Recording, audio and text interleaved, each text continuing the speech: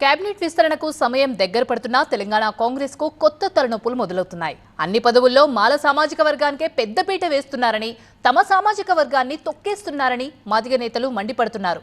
తమ సామాజిక వర్గానికి న్యాయం చేయాలంటూ ఏకంగా ఏఐసీసీ అధ్యక్షుడు ఖర్గేకు లేఖ రాశారు మాదిగ నేతలు. తెలంగాణ కేబినెట్ విస్తరణకు ఎట్టకేలకు అనుమతి ఇచ్చింది కాంగ్రెస్ హైకమాండ్. అందుకు ఉగాదిని ముహూర్తంగా ఫిక్స్ చేసినట్టు ప్రచారం జరుగుతుంది. దీంతో మంత్రి పదవులపై ఆశలు పెట్టుకున్న నేతల్లో మరింత టెన్షన్ మొదలైంది.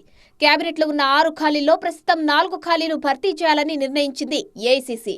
2 బీసీ, రెడ్డి, ఎస్సీకి మంత్రివర్గంలో చోటు దక్కే అవకాశం ఉన్నట్టు కాంగ్రెస్ నేతలు అంచనా వేస్తున్నారు. సామాజిక సమీకరణాలు, ప్రాంతీయ సమతుల్యతను దృష్టిలో పెట్టుకుని మంత్రివర్గ విస్తరణ జరగనుంది. అయితే ఇంతలోనే మంత్రి పదవులపై మరో రచ్చ మొదలైంది. ఎంపీ సీట్ల కేటాయింపుతో పాటు ఎమ్మెల్సీ పదవుల్లో కూడా తమ సామాజిక వర్గానికి తీవ్ర అన్యాయం జరిగిందని ఆవేదన వ్యక్తం చేస్తున్నారు మాదిగ నేతలు. కేబినెట్ విస్తరణలోనైనా తమకు ప్రాతినిధ్యం ఇవ్వాలని డిమాండ్ చేస్తున్నారు.